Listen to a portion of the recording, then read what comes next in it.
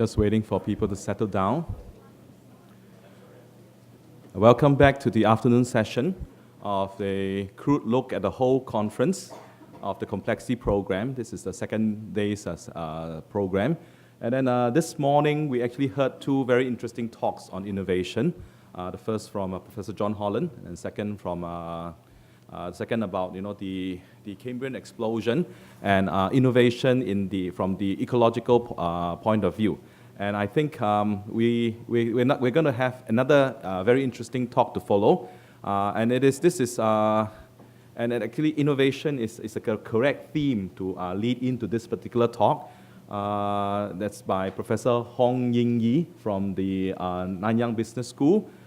She joined NTU in 2008 together with Professor Chiu.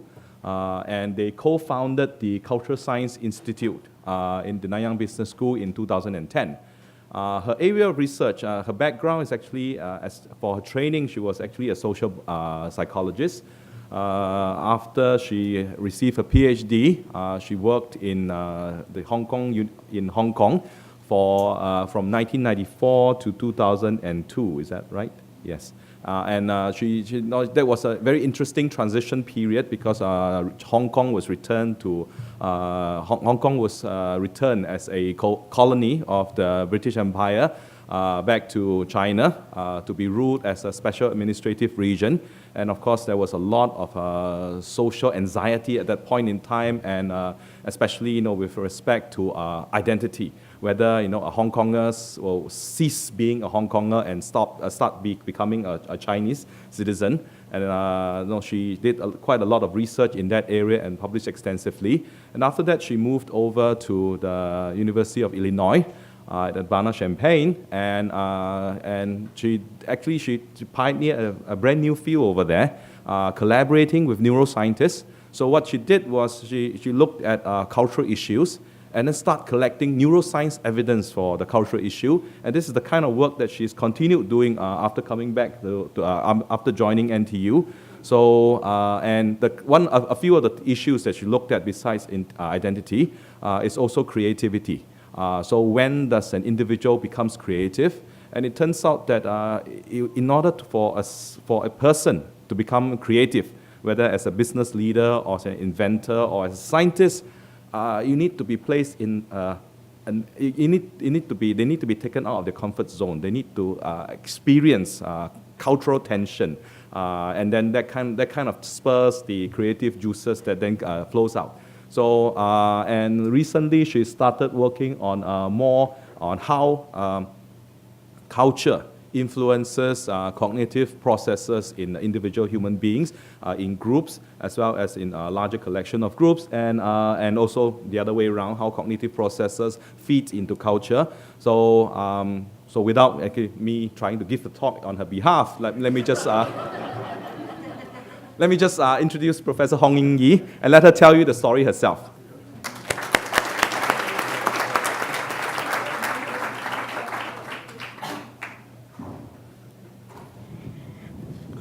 Thank you so much for Sri Ann's kind introduction.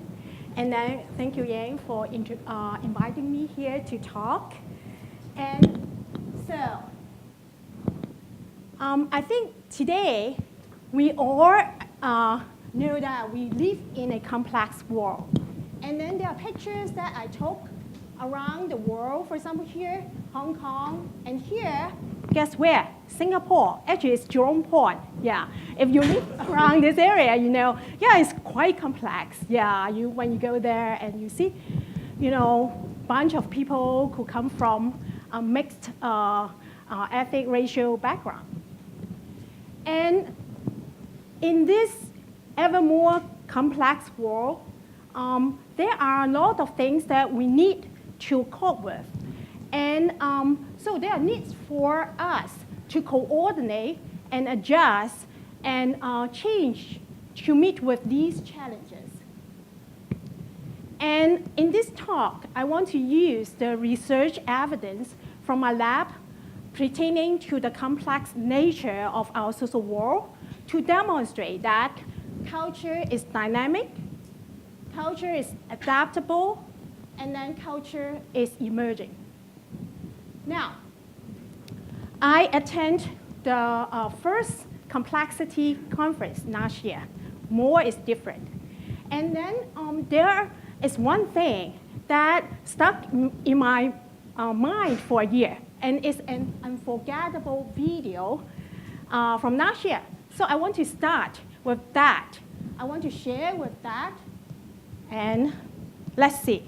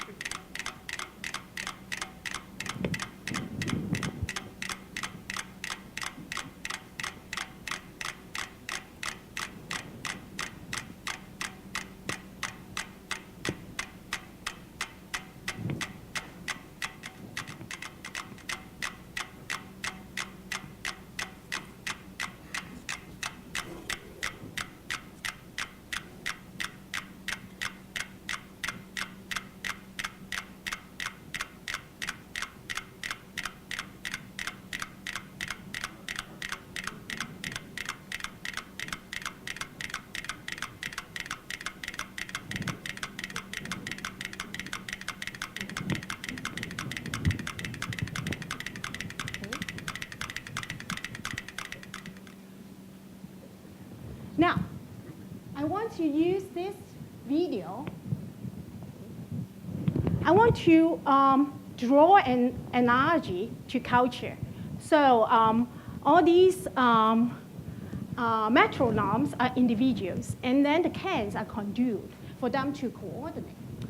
And so in culture, what the cans can be drawn as a metaphor to the shared assumptions and lay beliefs that a group share, and these provide a conduit for individuals in a group to synchronize and coordinate their behaviors. And how pervasive are the shared assumptions or lay beliefs? Why are they important? Now, let me give you another demonstration. So look at this surface. It's like, moon surface. And when you look at this, most of us will see these three bigger dots as protruding, right? Yeah, you have this percept. And then perhaps properly, these are concave to the ground. But why do you have that perception? Have you asked yourself? What are the underlying assumptions? Exactly. So the light comes from the top, the light source from the top. So the upper end will receive the light while the lower end will be in the shade, okay? So these assumptions fit into the ecology that we are in, and then we use this assumption of the direction of the light and to infer what we'll see in this three-dimensional world. And when a group of people live in the same ecology, we will have the same type of assumptions. And these assumptions got also shared among our daily dialogue, our conversation, etc.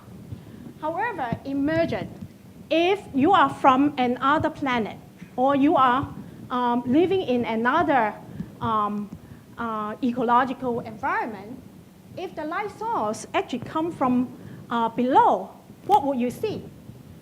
Probably now, immediately, especially these three dots, you immediately see it as more protruding rather than concave into the ground.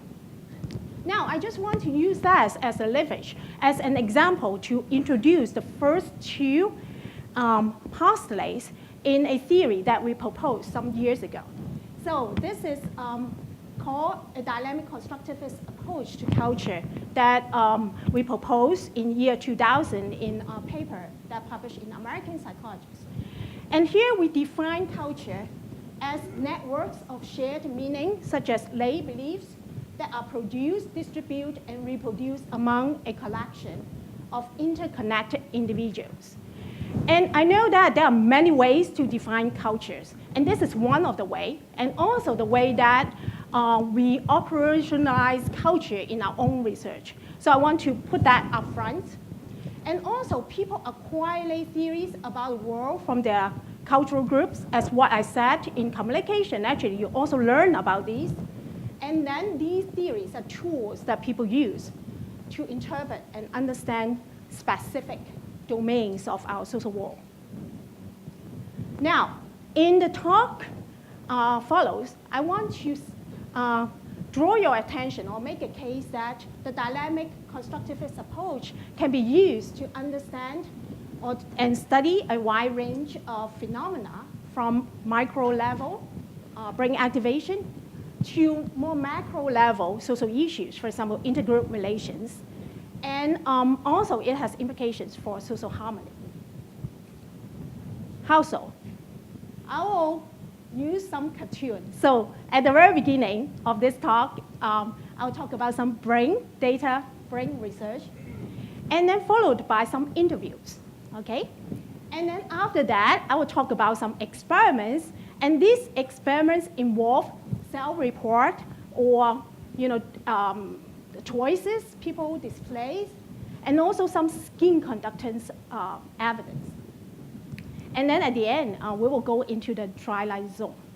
And I won't tell you just yet what this is, but hopefully it will be a pleasant surprise. Yeah, we'll see. Now, let's start about the brain. Take this back, a professor at University of Michigan, and also actually who authored a book with John Holland years ago. His group have done extensive research to show that Chinese and Americans have different behaviors as to how they look at, for example, pictures. And for example, if you look at this picture, okay, so there is a focal object, an airplane, over a landscape, right? So this is the focal object, this is the background. And there are extensive evidence in terms of behavioral, memory, and eye tracking to show that Americans pay more attention and also focus more on the focal object. And whereas Chinese, in comparison, actually focus more on the context. Okay? Now, my colleagues and I some years ago thought that, can we replicate this, or can we see this even in the neuroimaging, using neuroimaging techniques? So the specific areas that we looked at is the object processing area, lateral occipital complex. So it's here and here on the two sides. And so it has been widely studied already, this area. And so we focus on this area. Now, the technique we use is functional magnetic resonance adaptation. It's a mouthful, yeah. But actually, the logic is not that complicated. Let me go through this with you. So let's say we show you two pictures, same picture, identical picture, quickly. And then I look at the signal at the LOC area. LOC area, I just told you that is object processing. And then, so the first picture, when you see it, is indicated by the yellow line here. So it has activation because, the brain is saying, a picture. Yeah, look at it. Yeah, there is an object. And then the second, again, the second picture come up, but it's an identical one. You see the light blue. The light blue is lower, have lower magnitude than the yellow one because it's the same picture. So your brain quiets down, okay? So it's called adaptation. Yeah, it's not interesting anymore. Your brain has processed the information just now. So if you add these together, this is the resulting, curve if you look at succession of quickly presenting images, all right? But if you show two different pictures quickly, then you will have a bigger summation because the two yellow line, they say, this is new. Yeah, I process it again, all right? Now, so this is no repeat. this is repeated. And if you compare the two, no repeated have a higher summation than the repeated. All right? So we took advantage of this logic. And in our research, what we did was we show participants different types of pictures, and each time is 4 in a row, very quickly, okay? So one type is called novel concurrent. That is 4 pictures quickly, but the picture is situated in a concurrent background. So it's a typical background. For example, here, a camel in the desert, or a deer in the jungle, okay? And this is non-repeated. But we also have repeated concurrent, which is, for example, a pot on a stove, okay? Is typical. Now, but interestingly, we also create some bizarre stimuli. So we use Photoshop and other things, and have some of these bizarre pictures. So the focal objects are not typically appearing in this type of background. For example, a cow in front of a elevator lobby. Okay, so these are bizarre pairing, and then you have repeated in concurrent as well. Here, you got the idea. Now, why we want to do that? It's because actually there are, aside from Digny's Best group, and also there are literature that's shown that Chinese people are very contextual sensitive and also sensitive towards the relationship of things in the context, okay? Now, so if that is the case, then we hypothesize that Chinese would show greater adaptation to incongruent stimuli, consistent with their tendency to process contextual relationship more extensively than do North Americans, okay? So again, this illustrates, you know, in the bizarre incongruent, and this is the repeat bizarre incongruent. So you will see this bigger magnitude here, yeah. And then this is the congruent, so the magnitude would not be that big. And these should be especially salient or big in magnitude for Chinese participants than for North Americans, okay? So that's the prediction. Now, so we ran this at UIUC when I was teaching there, and we have 16 Chinese participants, mainly, you know, grad students who just arrived. Yeah, so we just grab them, yeah, go up and grab them. And then, so they are Mandarin speaking, and they have never lived in the United States before or elsewhere before. And then we matched their gender, age, and all the background with 16 Euro-Americans who were local there, okay? And then we scanned them using functional MRI technique. So these were the 4 type of stimuli, and then these were the sequence of presentation. Now, so if you were in the scanner, you will see something like that. And it's passive viewing. That means you just lie down, don't go to sleep, yeah. And then, but you don't need to make a decision. You don't need to make any response. You just look at the pictures that we show, okay? Now, in terms of structure, yeah, we did a structural scan first. In terms of structure, the Chinese and Euro-Americans are the same, okay? Good news, we are not different, yeah, in terms of the structure.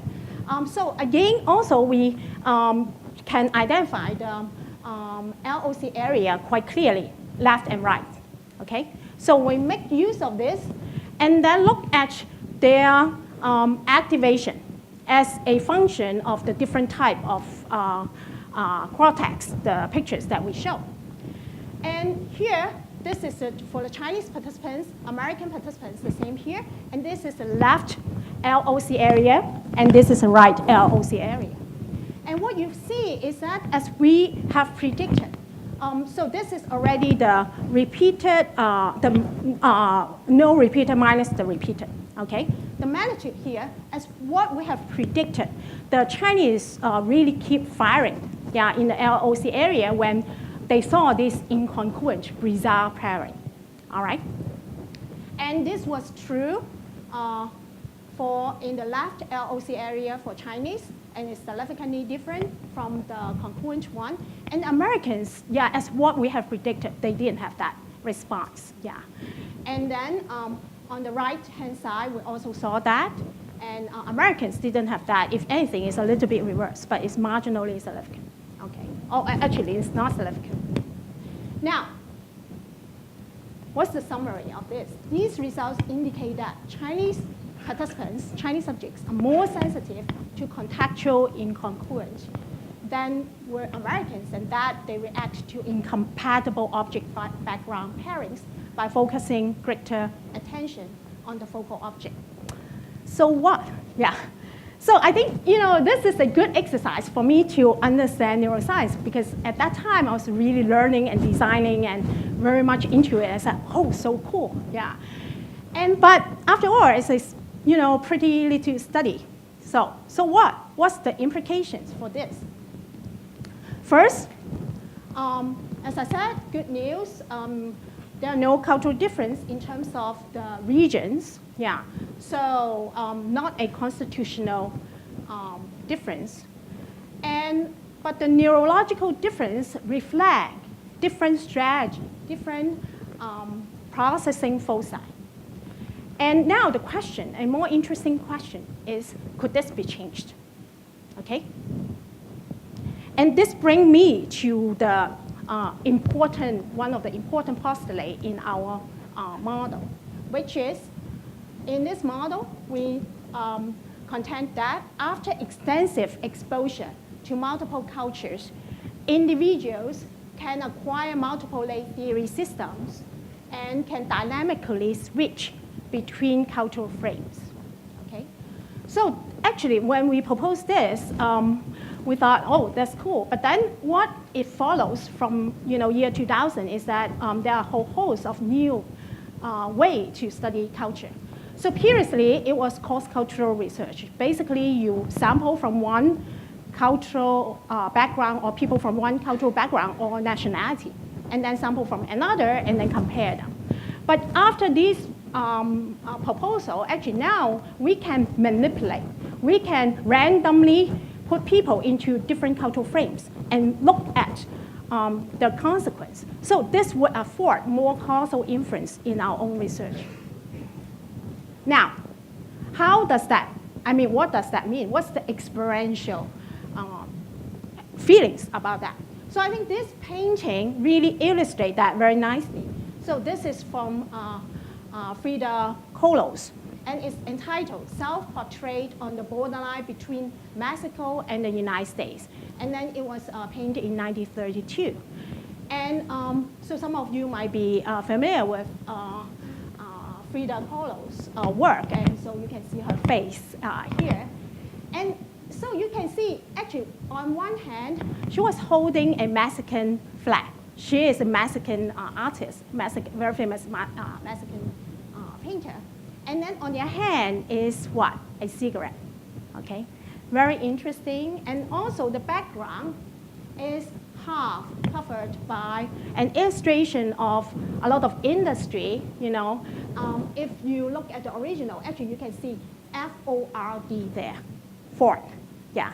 And so you might not be too surprised, actually, when she painted this, she painted in Detroit, yeah, when she was living there. She lived in the United States for, periods of time, an extended period of time.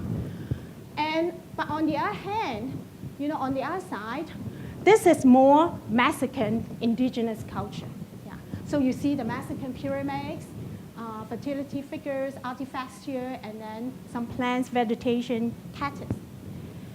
And so from her own correspondence to friends, actually she explained that the goal of this painting is to express her feeling of falling between the culture and also her sense of isolation and loneliness at that time when she was staying in Detroit.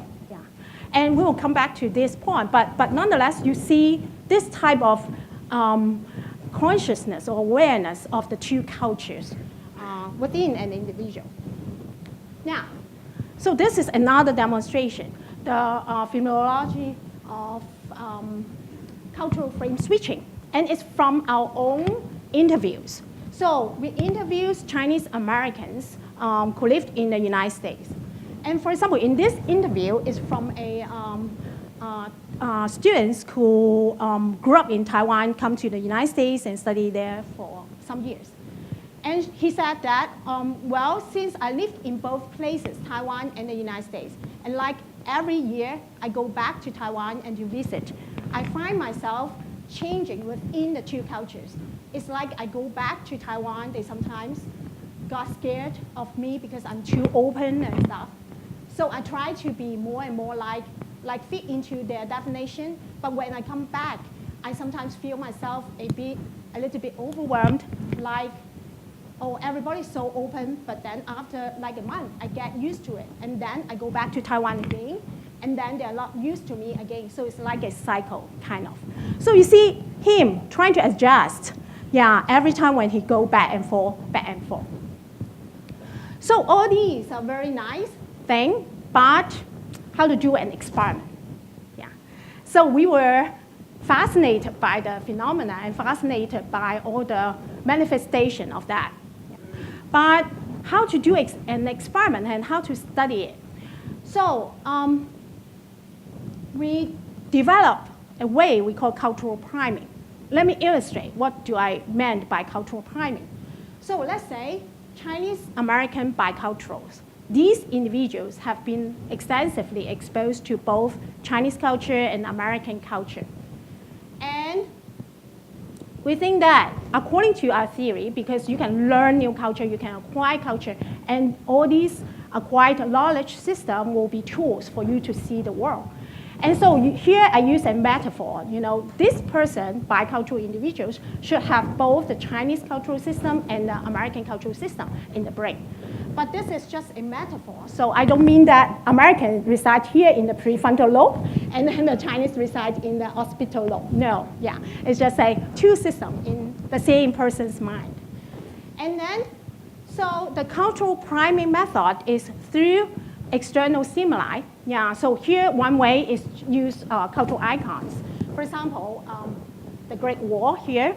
When a Chinese American see the Great Wall, this cultural symbol actually remind them of the Chinese way, Chinese knowledge system. So it got activated, or we say the accessibility of the Chinese knowledge come to the head, like increase the accessibility of that knowledge. Now, the Statues of Liberty, again, similarly, can activate the Chinese knowledge system. Now, so with that in mind, actually, the general hypothesis we have is that if you expose participants who are bicultural, let's say here Chinese American, to the respective cultural primes, immediately their accessibility of the corresponding cultural system should be higher than the other. Okay? And then so they should display behavior or thinking or even emotions that are typical of that culture. Okay? Now, so in our early study, what we typically do is to find a group of Chinese Americans and then randomly assign them to one of these priming conditions. For example, Chinese cultural priming, American cultural priming, or the control, the neutral pictures, which doesn't have any meaning in culture.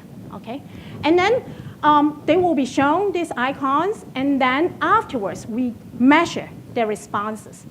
All right? Now, so what can we measure? Actually, there's a whole host of things that we can measure. And give you a very simple example. We can use a picture, something like this. A picture of a blue fish swimming ahead of other fish. Why is the blue fish swimming ahead of other fish? That was the question we posed to our participants. Why? Well, there are various reasons. You can say that this fish wants to seek food. This fish is a leader, right? This fish might be finding something interesting in front, so it swims in front, okay? Now, but actually, you can also say like, oh, this fish, the blue fish, is being chased by other fish, okay? So it can put the causal foci in the target, which is the bluefish. And we call this type of attribution internal causes attribution, internal attributions. The bluefish is leading other fish, so it's internal to the target. Or external causes. For example, the bluefish is being chased by other fish, which is external to the bluefish. Okay? Do you see the locus of causality? Yeah, differ here. Now, one very robust finding, many people have demonstrated that, is that Chinese people make more external attributions than do Americans, and also other Westerners, whereas Westerners make more internal attributions than do Chinese and also other East Asians. And that's quite robustly found. So now the question is, if that is the evidence already, can our priming method actually activate that and show that? Yes, yeah, and we have done many versions of this, variation of this. Indeed, it's shown, yeah, in different ways that we measure this. Yeah, using fish, using a picture of pig, horse, or stories, yeah, or other social scenarios, we still can find this. And so this is an illustration of the outcome. So 3 groups of Chinese Americans, we randomly assigned to these conditions: American picture, neutral, and Chinese. And then the participants in the Chinese pictures conditions make more external attributions than did the American than participants in the American conditions. Okay. And so far, actually, the evidence is quite huge already. So we have demonstrated cognition in terms of external versus internal attribution, behaviors. We can put people in prisoner dilemma games and observe their competition versus cooperation. Still, we find the cultural priming effect, so cooperation versus competition, or affect, yeah, relational versus egocentric emotional projection. We find this evidence in that. Now, the question, does it work on Singaporeans? And yeah, so Singapore, you know, is a place where East meets West, right? So Singaporeans are arguably biculturals as well, just like Chinese Americans or Hong Kong Chinese. Actually, we have also done it on Hong Kong Chinese, and it works. Does it work? Yes, it does. Actually, colleagues in business school have demonstrated, yeah, and colleagues in psychology department here at NTU also have demonstrated. So this is one example. My colleague Sharon from the marketing division at Nanyang Business School. So she have like icons like this, Singaporean icons, and you see Singapore airline here, Singaporean flag. And this is Mr. Katsu, yeah, also featured here. And then, so the US corresponding icons. And then the dependent measures was consumer behaviors. And she also find very consistent effect. And we have dependent measures as managerial practice or Chiu's research on internet behavior. Yeah, you can look at people's behavior on Facebook or Ren, yeah, which is the correspondence of Facebook in mainland China.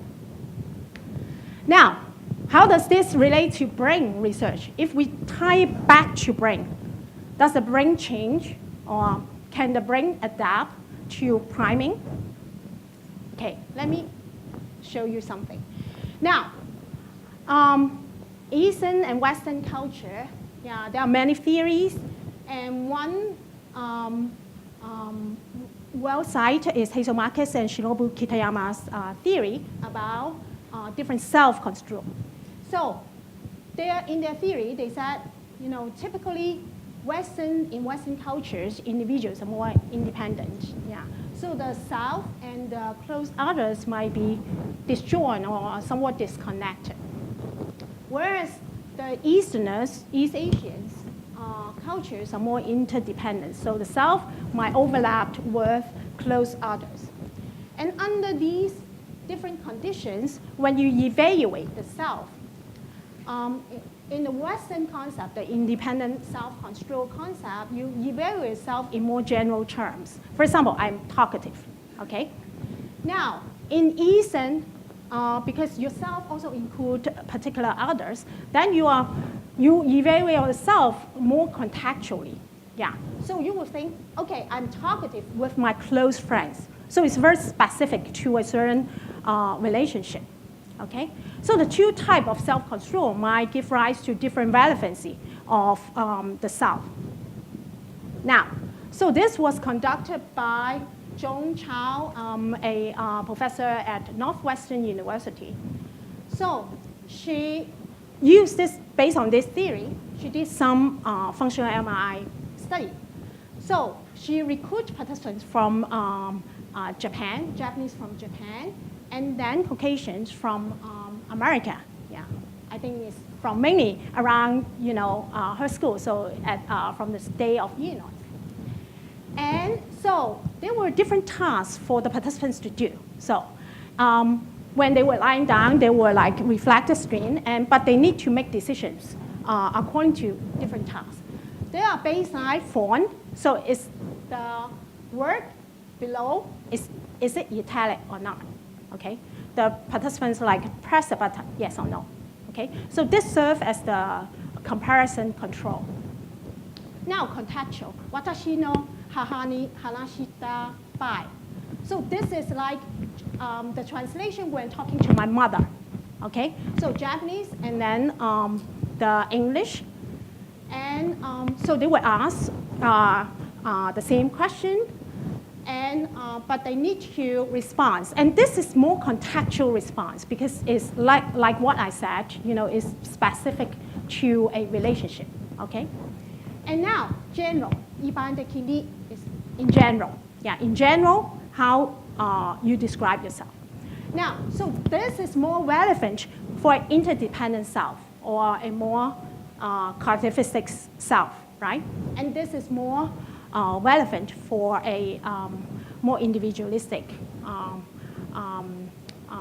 independent self. Okay? And then she looked at the brain area, medial prefrontal lobe, which has been found to be processing self-related information. And indeed, what she found, interestingly, is that if you look at the individual value orientation, whether they are more collectivistic or individualistic, and that would predict whether they would do more prefrontal, medial prefrontal lobe recruitment. That is the activation there. So from this chart, you can see the contextual one. Actually, people who hold a more collectivistic values will recruit that more than the individualistic. People who report more individualistic values. And then the reverse was true for general, like in general, how do you feel? Or how, in general, are you talkative or not, okay? And the interesting thing here is that actually, Joan recruited participants from Japan and also from the United States. But what she finds is that actually these geographical locations didn't constrain people. And what predicts is the individual's own propensity, whether they are more collectivistic or individualistic. Okay, all right. Now, that is not all, because this is just between group or across individual associative research. It's correlational only. Now, she used priming method. And in another paper she published, she primed people first, and she used a story or a question. These are different methods to prime. For example, in the individual prime, the participants read a story that tells certain target person. So a story, for example, here is about a royal.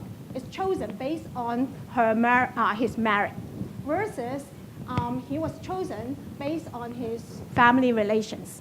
Okay, and then the right as a task is what makes you unique from your friends or family. What do you have in common with your friends and family? So participants, these are Asian Americans, were randomly assigned into either of this group, okay? And then they were given in this group individual prime, and then in this group collective prime. And then she ran the same procedures as she did in the last study, okay? And indeed, she found the switching effect there as well. So after priming, activating the cultural frame, people indeed, for example, contextual, again, you saw this earlier, the similar pattern earlier. That is the collectivistic prime would make people record more medial prefrontal lobe on the contextual questions. And the reverse was true for the general questions. Okay? So this was a very good demonstration of how the cultural priming, when people acquire new culture, actually they were able to switch between, and it has effect on their cognition, behavior, affect, and here is even the neurological activation. Now, so this summarizes that multicultural mind acquire, we can acquire, represent multiple cultural knowledge, pretty cool, right? Cool in the sense, yeah, this is nice finding. However, this is just half of the story. Yeah, it's just half. Why? Because we're not passive receiver of this multiple cultural influence. The other half is, I call it multicultural self, which is we will react towards the implications of this new culture to the self. We ask who we are. Are we really, for example, many Chinese Americans would ask, are we really an American? Yeah. Would I become a true American? Okay. So I think these, or if you see all these things like in a culture which now have new culture coming in, and people might see it as a contamination of their indigenous culture. So the receive of the new culture might not necessarily be cool, okay? Now, this is another illustration. So this is a Filipino painter, artist. And the title of her painting is A Racial Identity Crisis, okay? Now, so she portrayed herself in Spanish garments, Spanish outfit. But on the other side, very divided, is her image in the more indigenous traditional outfit. And she thought it's all divided with a rigid boundary. So yeah, tying back to John's talk early on. So she indeed see a rigid boundary on the two parts of the South, and she felt divided. So close encounters with foreign cultures can evoke hot, exclusionary responses. But how to predict that? Again, we need to do experiments. Yeah, and although there are a lot of literature on that, and you see it in the arts and in people's self-reflection, but can we really bring it in and do some experiments on it? And so one thing is we need to identify a predictor of who would respond in a cool way and who would respond in a hot way. So years ago, my students and I thought, okay, how about we bring in a concept that has been studied in anthropology and discussed in anthropology quite widely, which is racial essentialism. And racial essentialism is defined as race reflects inherent accents, disposition. Race is indicative of a person's ability and traits, and racial characterization is unalterable. So these are the features of this type of belief, okay? And in our own lab, we need ways to measure or manipulate. So there are two ways. You can measure participants' chronic beliefs, that is their endorsement. Yeah, belief in this racial essentialism using questionnaire. We use self-report. For example, these are the samples items. To a large extent, a person's race biologically determined his or her ability and traits. How a person is like, for example, his or her ability traits is deeply ingrained in his or her race, and it cannot be changed much. Okay? People read this statement and tell us, honestly, yeah, or spontaneously, do you believe or not believe? Race are just arbitrary carries and can be changed if necessary. Racial carries are constructed totally for economic, political, and social reasons. If the socio-political situation changes, the racial carries will change as well. So to extend 1 to 6, yeah. And these are reverse items, okay? So on this scale, the higher score, meaning the more endorsement of racial essentialism, okay? So how's the distribution like? And actually, I discussed this with many colleagues in the United States, and they cannot believe in it. They thought that people won't agree with this. But no, actually, it's quite beautifully, normally distributed, we call it. So I have extensively surveyed undergraduate students at University of Illinois, Urbana-Champaign, and then, yeah, it's quite widely distributed in a normal distribution, meaning there are a good portion of people who agree, yeah, and then there are a good portion of people who disagree, okay? So how about in Singapore? So far, we're still collecting data, but again, we replicate. And this is Singapore data, and these are real data points, yeah, and from 101 Singaporean students we have collected so far. And you can see, again, it's a normal distribution, okay? And people can reflect and tell you whether they agree or disagree, yeah, with these type of beliefs. So this is one way we can measure, but also we can manipulate, we can activate the temporal accessibility, that is the temporal awareness of these theories, and also we convince people that this is true, yeah, this is the reality. And how so? Usually as a social psychologist, we use a little bit of deception, yeah. We lie a little bit, yeah, for the sake of science, yeah. But at the end of at the end of the section, we will debrief, always tell the truth, yeah, to our participants. So we lie a little bit. When participants come in, we will say, okay, now, in this study, we have multiple tasks for you to do. So we begin with a reading comprehension task. We are interested in how people process information, reading essays. So in the following, I will give you an essay that we got from Times Magazine. Yeah. Please read it carefully, and we will ask you questions afterwards. Okay? So participants, half of the participants were given this article. And it says, the mystery of race, there is accents underlying racial groups. The concept of race has divided humankind into meaningful social groups based on differences in their innate qualities. Okay, so the details were very convincing, yeah, about experiments, etc., all supporting this view. Okay, half of them read this. The other half read this. The mystery of race, the meaning of race is socially constructed. It is used to characterize different racial groups, and equally convincing evidence. And actually, we wrote this, yeah. So they were made up by us, and we pretested extensively. Undergraduate students really believe that these are, taken from Times Magazine. And so we know that students will be convinced, and then these, different mindset will be active in their mind, at least, immediately after reading the articles. So what's the effect of reading these articles? So, for example, in one study, we asked Asian Americans to read these articles, and then immediately we look at their Asian identification and American identification, and we see a drastic difference here. So if you read the social construction article, the Asian and American identification were pretty high, yeah. But if you read the racial essentialism articles, the Asian identification, identification with Asian culture remain high.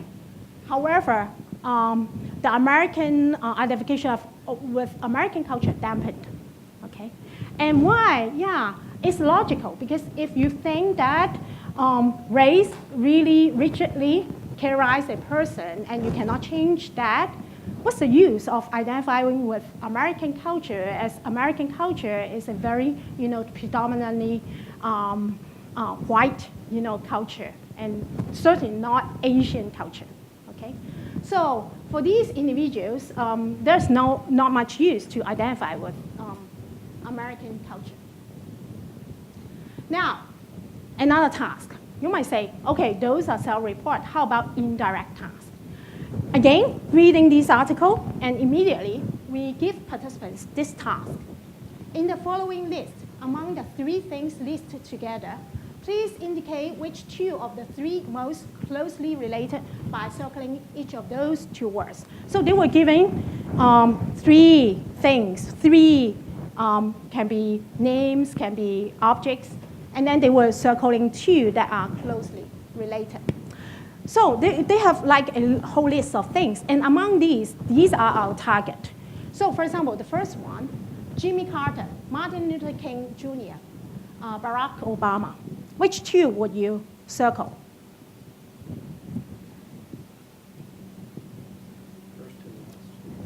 Yeah, you can circle this one and this one, right? Because both of them are president, okay?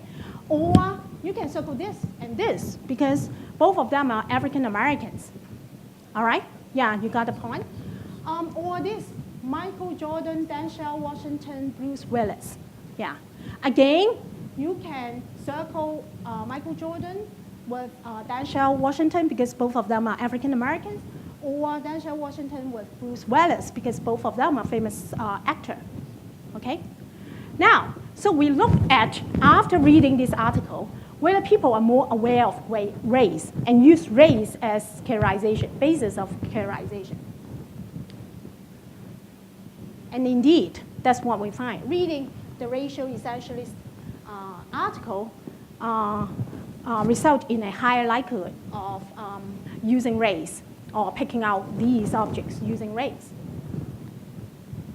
Now, so far, because I claim that actually it's a hot process, I haven't demonstrated hotness yet. Yeah, so I want to demonstrate the hotness. Actually, you really would sweat more. Yeah, how so? So there was a study in which we interview Chinese Americans. So we asked them to come into the lab, and then we did an interview that followed an attachment protocol, adult attachment protocol. Let me describe what that is for you. So they first come into the lab, one by one is individual interviews.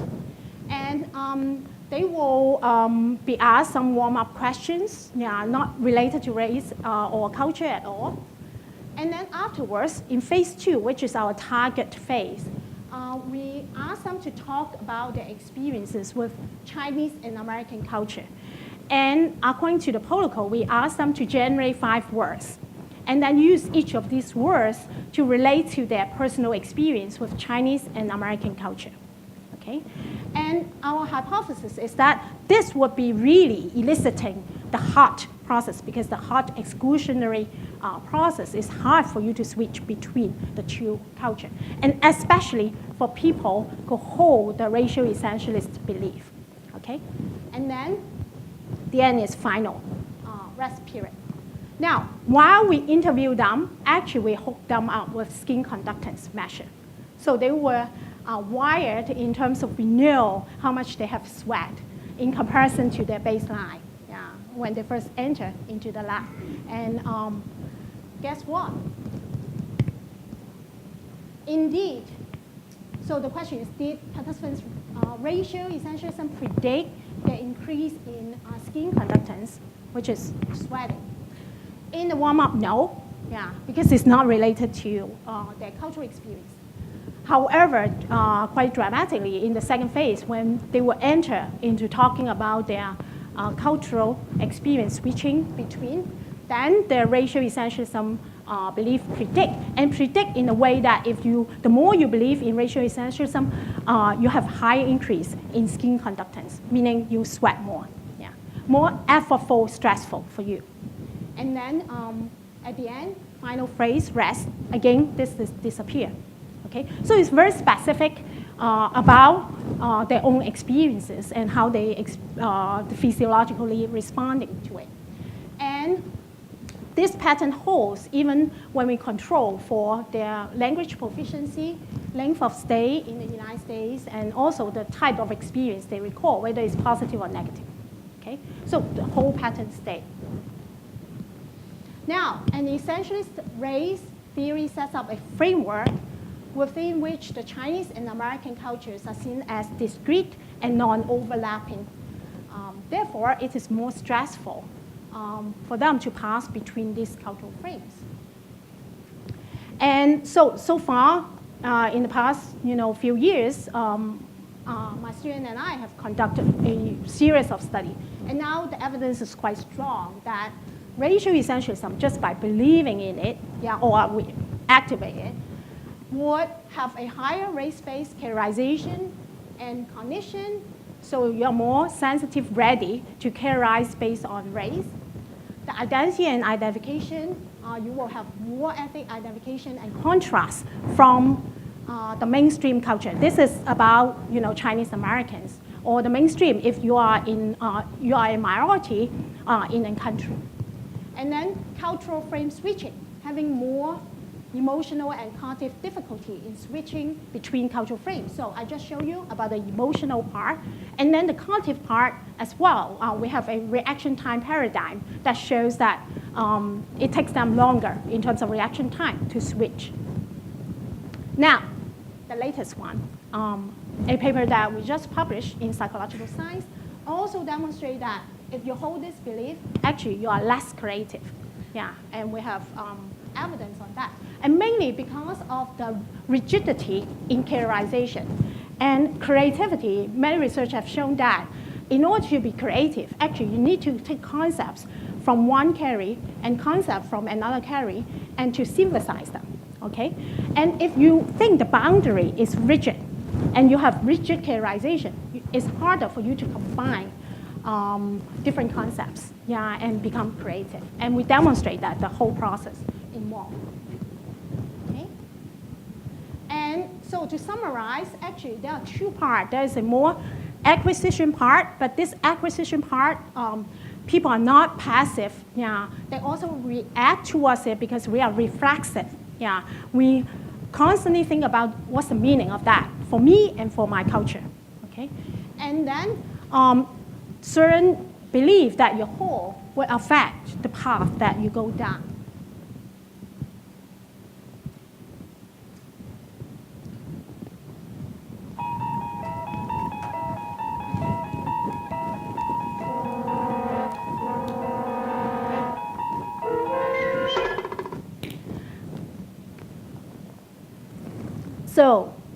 So far, that's what I think from the evidence that we gather, we are quite confident that's the case. But now I want to introduce or lead you into a twilight zone. That is, we are not yet firm on the findings, but we are very, very excited about this new development. And what are they? There are two things. One is psychological research in mainland China that we are actively doing. And the other is culture, genes, and molecular biology that our group is also doing. Okay, now, psychological research in mainland China. So if you know the history of mainland China, the education, was disrupted for 10 years during the Cultural Revolution. And psychology, especially social psychology, was restored very slowly after the end of Cultural Revolution. So now there is a whole, layers that is disconnected. So many young people are very aspire, talented, but they don't have mentor who are well-trained and mentor them. So my husband and I did voluntary teaching in different parts of China 5 years ago. And then our goal is to help the junior faculty members in mainland China and train them on social psychology, method, and research. And also at the same time, we learn a lot from these students too, because there are so many interesting social cultural topics that can be studied. And also, just to remind you, actually, Chinese population is 1/5 of the world population. So 20% of these individuals, these are the group that you can study under, the Chinese culture. Now, give you one example that this was from a class exercise that we did in one of the teaching when we were there. Each time when we went in, we go to different areas, of mainland China, and usually we stay for about a month, and teaching intensively there. And so one time, one of the group in my class were very interested in ethnic relations in mainland China. And China has 56 ethnic groups, and then Han is the majority group. And what is the relationship between the ethnic and national identification among the ethnic minorities? And actually, this is a big question, and that would give rise to a lot of the social harmony issues in mainland China. And at that time, we were here in Yunnan. I was teaching in Yunnan at that point. So Yunnan province has 26 ethnic groups. And so these were the pictures I took when I was attending one of their village celebration. So it's a very colorful, different custom, different traditions. So we are very interested in how these people identify with their own ethnic groups and whether at the same time they will identify with the nation, China, okay? And so using the, let me introduce you to the method. We use a very simple method because many of them might not be able to read kanji, the words. So we use picture. So for example here, ethnic identification, 民族认同, 就是同族. So what they did was, what we did was 句子同族. So this is yourself, and this is the ethnic group. And we asked participants, just tell us which one will represent you.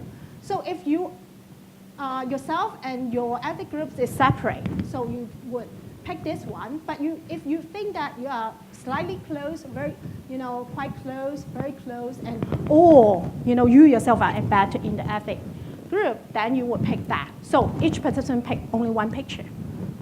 And similarly, 国家认同, national identification, the same thing. They need to pick one. And also, we modify our racial essentialism, put it into ethnic essentialism. We ask them those items, whether they agree with it or not. Now, what's the logic? What were our prediction? Our prediction was if you believe in ethnic essentialism, that is, you believe that race are fixed and alterable, and since Han is the majority group, so the 中国 is mainly Han, then you won't see yourself as compatible with that. Okay?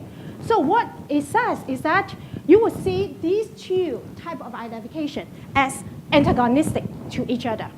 Okay? So either you identify highly with this or highly with that. So you should see a negative correlation between the two. Okay? But if you don't believe in this, then the two can be both high, both low, you don't have this antagonistic relationship. And that's indeed what we find.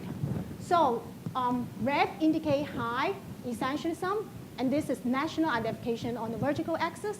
Horizontal axis is ethnic identification. So you see the weak ethnic identification would be related to high national identification for the high, and then the reverse for the strong ethnic identification for high essentialism, but weak national identification. So you see the negative.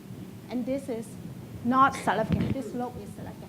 But yet, because that's a class exercise, they did it on one day. They just went out and then grab people as many as possible. So it's a small sample. So this is twilight zone. That's why I said this is a small pilot, but it's promising. And actually now we are collaborating with National Academy of Social Sciences to do more systematic research on this in this regard. Now, culture, genes, and molecular biology. So how do I combine those? Now, the general models that we work on is something like this. We think that there are personal kind of tendency or personal dispositions that might affect the outcome. Personal influence including genes or the belief one hold, would create some factors within the individual. But also there are contextual factors. For example, the situational pressures, the past history of one's group, one's own past experience, the cultural norms.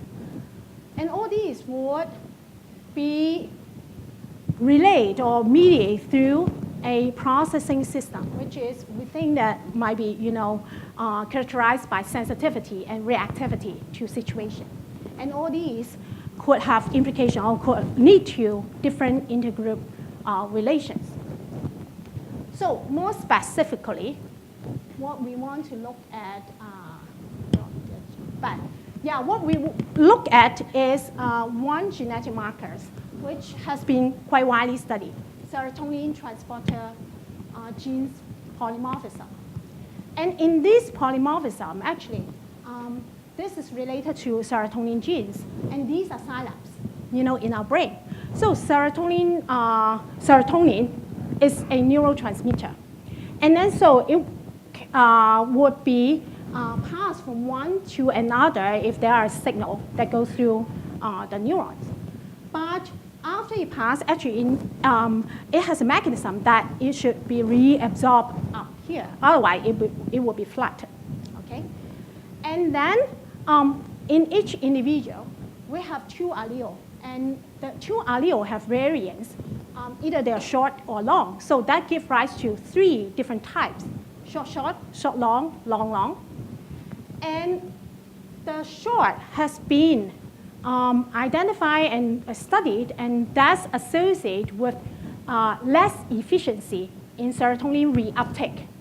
Okay, so that means there are more serotonin flooding or concentration in the synapse for the people who have short, or one short, okay, than the long.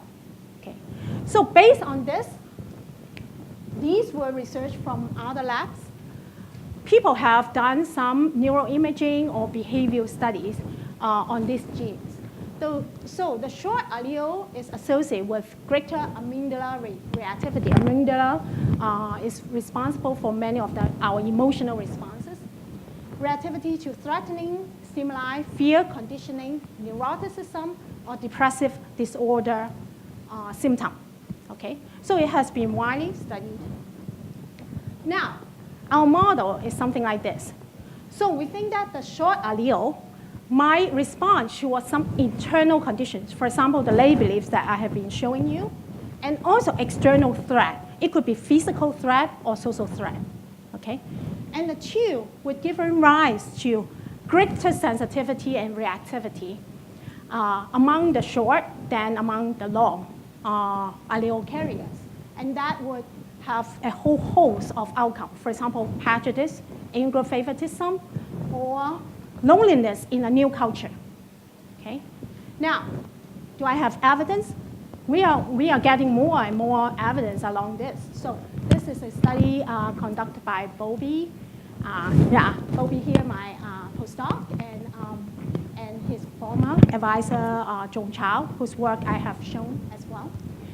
And so in this study, Bobby collect data from Caucasian Americans, and it's conducted in the United States. And so what he measured is belief in a dangerous world, okay? And this is a widely used scale already. So we have low and high believer. And then he also genotyped these people. So long, long, and short. Short is meaning short, short, or short, long. So anyone who carry at least one will be characterized here, okay?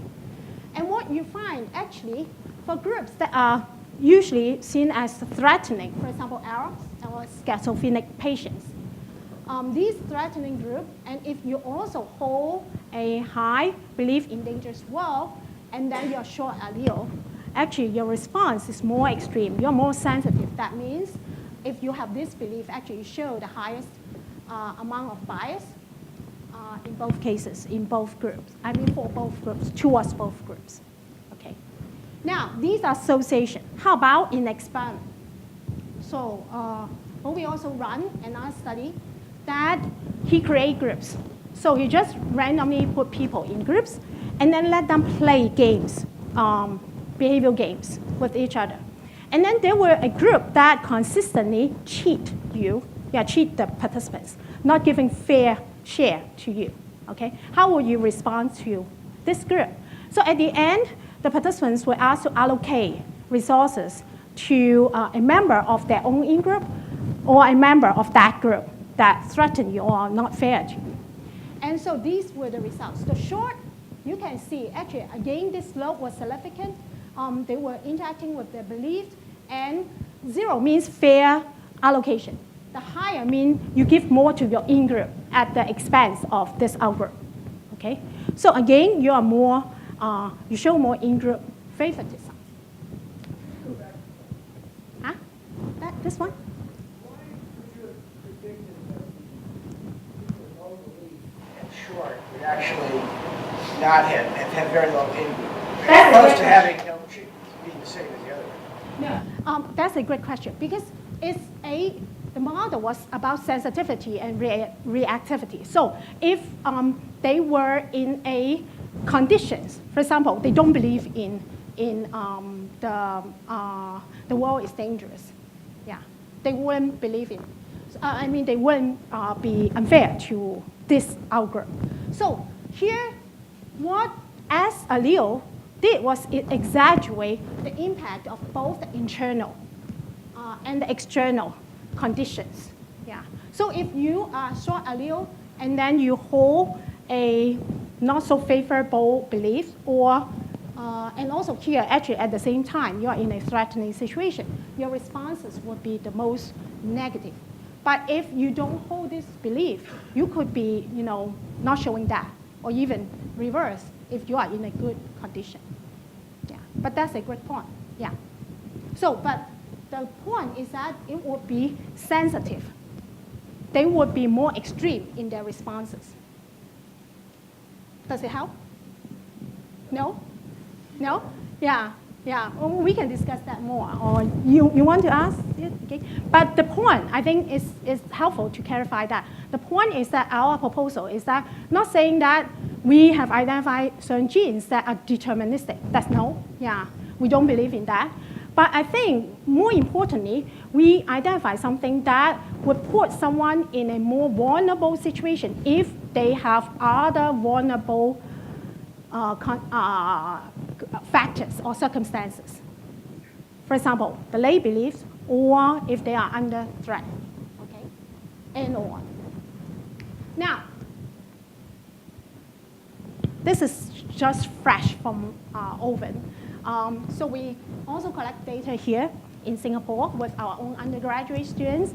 And so in this project, we track undergraduates who go on exchange program, okay? We were very interested in them. So we get their cheat cell before they go. And now, actually, in these few weeks, we are getting their cheat cell again after they return. And then in the middle, actually, we also measure overseas when they, through internet, yeah, whether they are stressful or not stressful, etc. And so these students on exchange, and then this is from Desiree, yeah, who have worked days in, in the lab, and extracting DNA and trying to get their genotype in serotonin transporter genes. And this is easy to see because the extracted, alleles travel from here to here, yeah. And it's really long and short. So the longer ones are heavier, okay? So they travel slower and for a shorter distance, okay? So these are different individuals, and these are rulers only, yeah. So these are the individuals, different participants, and we look at whether they are, this is for us to look at whether they carry long, short, long, or short, short, okay? So this person is long, because both travel slow, and this person is short, long, because you can see both, yeah. And this is short, short, okay? So that is an easy way to look at, yeah. But we are now running more sophisticated procedures, but this is good for demonstration. So we got that, and at the same time, actually we have the measure of racial essentialism, remember that? Yeah. And also, we ask them whether they have a need to belong, okay? High need to belong or low need to belong to a group. Do they care to be accepted in a group? And again, you can see, actually, you can see this differential effect. And this is the short pattern. The long, we didn't find any systematic pattern. But the short ones show a very interesting pattern. That is, if you have a high need to belong, yeah, you really care whether you belong to a group, and also you hold high racial essentialism are the people who show the highest loneliness when they are overseas. So the loneliness measure when they were overseas there through internet, we ask them, how do you feel? Okay. And then also the same thing as Robert asked, here, if you don't have a high need to belong, actually, SS was not that bad. It's associated with the lowest amount of loneliness. Yeah. And so here, as you see, we don't know the whole puzzle yet. Yeah, there are still gaps there. But we see some promising results. And this is based on a very small sample. We are still need to go in and then recruit more participants. And if you have ways or you have source that we can go and get participants to sell, please come and talk to me. Yeah, really in need of help. Okay, so this is why I say it's twilight zone, because we are going into these areas that few people have gone before. It's really twilight zone, integrating all these. We see some promising results. We don't know at the end of the day whether we can put the puzzle together. But yet, we are very excited about it. Now, so it's near the end. I want to wrap up. I think, as I said, I want to say culture is dynamic. Culture is not a static thing. You see a lot of cultural mixing. Culture changes and adapt to new environment. And in the talk, most of the data is trying to illustrate the adaptability of people. So individuals in each culture can acquire new cultural meaning system, like, for example, lay beliefs. That's the construct that I work with. Lay beliefs from another culture and can switch between cultural frames. And it's emergent. New cultural phenomena can emerge as a result of cultural mixing, and also could be non-linear. Important social events can sway some people's responses and produce a different behavioral trajectory of a group. And I don't have time to talk about this. Actually, I also work on some of the psychological effect of 2005 Hurricane Katrina, and 2011 Japanese earthquake and tsunami. In there, actually, you see some type of switch in people's responses as a consequence of natural disasters. And I've been really fortunate to be able to work with a group of collaborators, highly interdisciplinary. So going into mainland China, I need local collaborators. For example, Beijing Normal University, a very good supporter. School of Psychology and National Key Lab of Neuroscience and Learning, and then Chinese Academy of Social Sciences.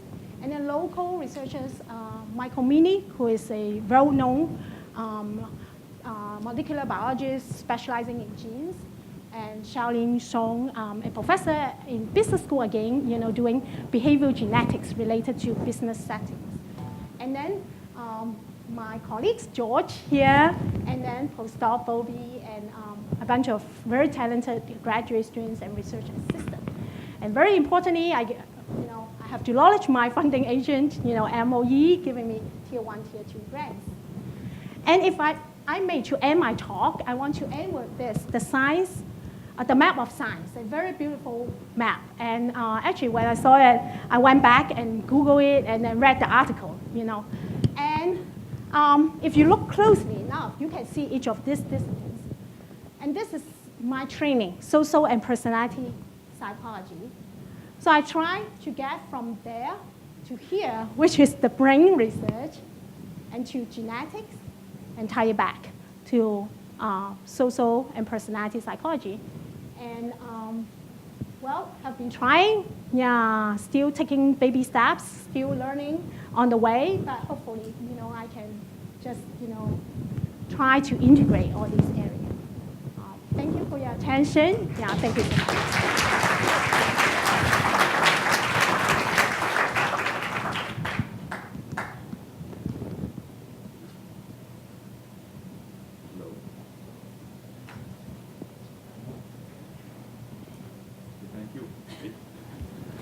Hello.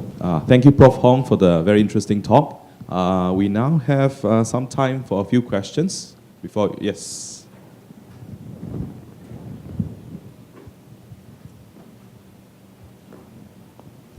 Sheila Ranis with Walsh College. My real question is, having traveled all over the world and experienced many different cultures, I think that the United States is changing so dramatically in its cultural makeup. And I think I'd be curious if you are considering intergenerational studies, because nobody other than American Indians are indigenous. So everybody is an outsider. And the American culture, although a lot of people think of it as what emerged from the British, is really gone. Right. And so I would be very curious as to how you define an American, Caucasian, who could be from 50 different nations on the planet.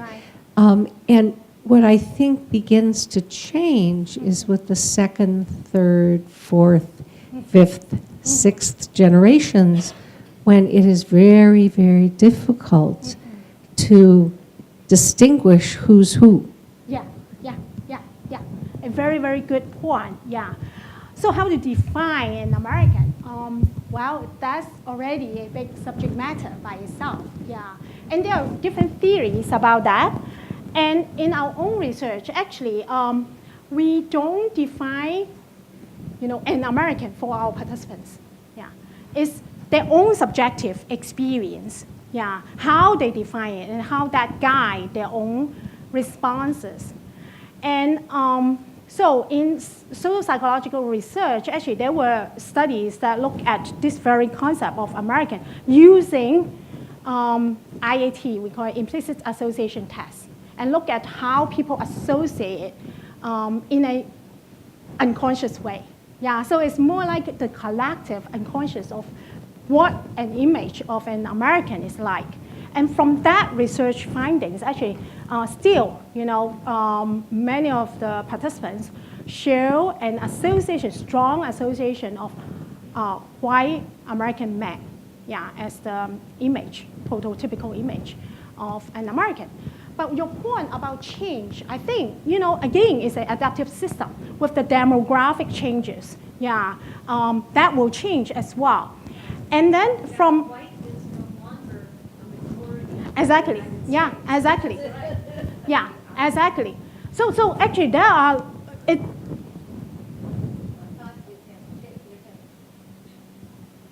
Yeah. In terms of sheer numbers. Yeah. I think it's changing. Yeah. In terms of babies born. Yeah. Which means it's only a matter of time. So I think that's a great point about the demographic changes.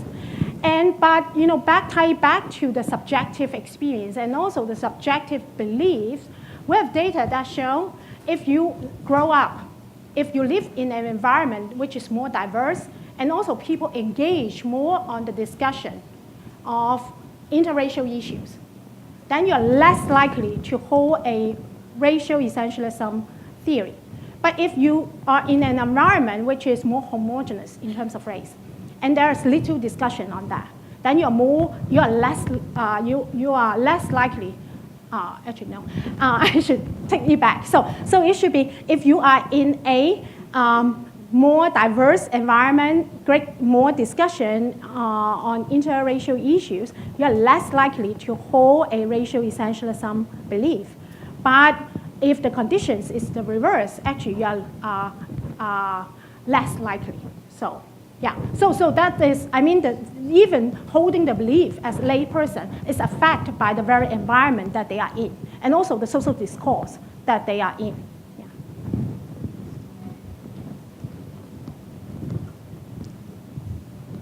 Yeah.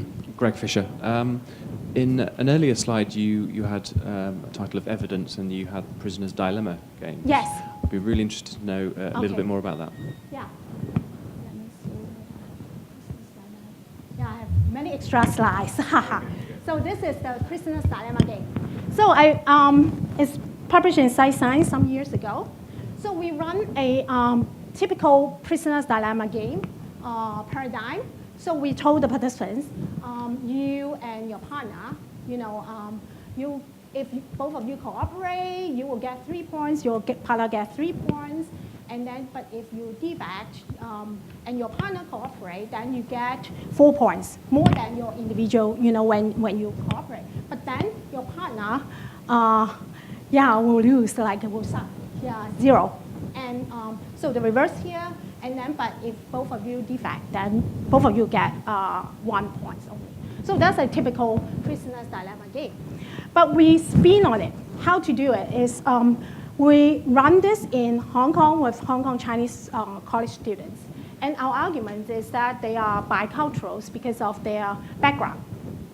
And so before participants come into this game, half of them, we shown actually 1/3 of them, we shown the Chinese prime, 1/3 Western prime, and then the neutral. Okay, so that's one thing, cultural priming. And then the second thing is who they play this game with. Okay, so they play 5 non-feedback, 1 short task, but they know who they know which 5, but not really in terms of individual feedback. They were not giving feedback. Okay, so in one group of the participants, they were playing with friends. In another group, they play with strangers they have never met before. Yeah, but it's in the same section because they saw these people. Yeah, but they never know, they were not given feedback. What type of options they have picked. Okay, so it's a 3x2 design. Yeah, in terms of 3 different priming conditions, and then either with friend or stranger. So the vertical axis here is likelihood of choosing the cooperative strategy in a prisoner's dilemma game. So what you see is with friends in group, we show the typical cross-cultural findings. Chinese cooperate with in groups more. People who are under Chinese cultural prime than participants who went through the American cultural primes. In group means they're friends. Yeah, they're friends. Yeah, they're friends. But for stranger, this should be labeled as stranger. We don't see this effect. Yeah, so it's very specific. Yeah, of how you apply the accessible lay belief. So that brings to the applicability of the accessible lay belief. And actually, this is again, a well-known finding that Chinese and American differ in terms of how they care. Their responses towards their friends versus someone they don't know. That suggests Americans cooperate with strangers. Yeah.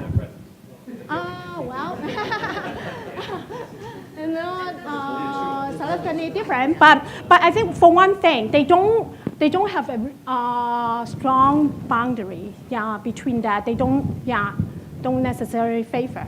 Yeah, their in-group. Yeah, more. That's it. Yeah. Yes. Hello, Alain Wouters, Whole Systems. I found this really fascinating. Also, the way you bring together genes, memes, artifacts, context to the responses. I'm very interested in the exclusionary responses. Yeah. And I have 2 questions relating to specific context.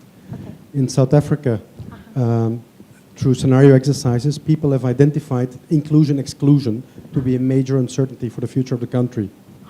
We know today that the power is in hands of one of the ethnic groups, of which it is also known that the internal locus of control is strongest. Oh, wow. I have 2 questions. What would you suggest measuring in that society in order to get a sense of the propensity for inclusion-exclusion? And the second question is, what do you think could be the effect of cultural priming by publishing stories and articles in the newspapers or whatever to shift or to nudge the system in a particular direction? And what would be timescales involved? Yeah, fascinating, fascinating. You know, I don't know the specific context of that. Yeah, but I think one thing is that if you put a group of people, you know, together, people have ways to divide them up into us versus them. Yeah, and it's because people have a basic needs, according to Marilyn Brewer, that's called the need for optimal distinctiveness. So on the one hand, we want to be connected to others, but at the same time, we want to differentiate, we want to be unique. So that, you know, opposing forces are in constant, you know, actions in each individual. So I think returning back to your question, the very first thing I would ask is that, how do people exactly divide them up? I know that they can dividing up, you know, through different ways, but first, in order to get a sense of how I can prime them, I need to know, yeah, that, you know, background, the icons. And then after that, I would suggest, you know, we need ways that can maximize or, you know, ways to symbolize these different cultural systems.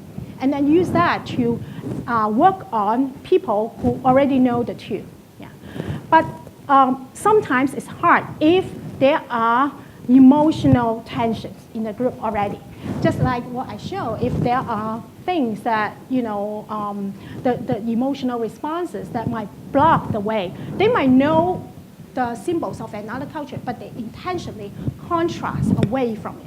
And we have evidence. The more you show, for example, some Korean Americans who have this reactionary response, if you show them American cultural icons, they behave more in a, even more in a Korean ways.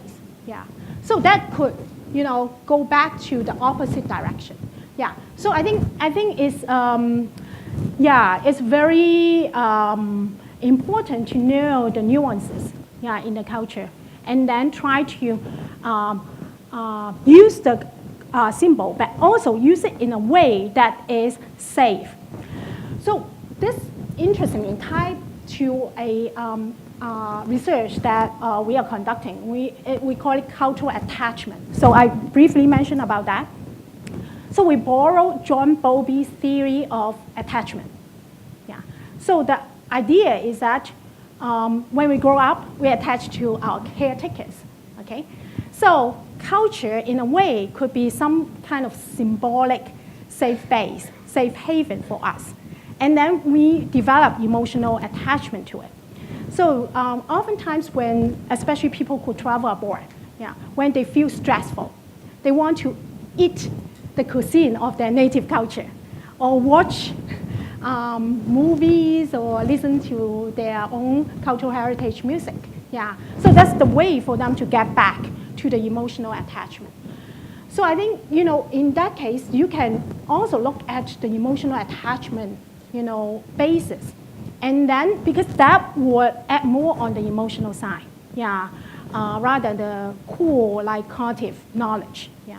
So both might be interactive. Thank you very much. Yeah.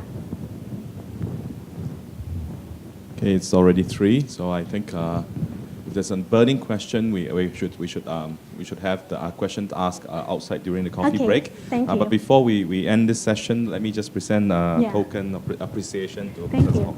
Thank you. Thank you. Thank you.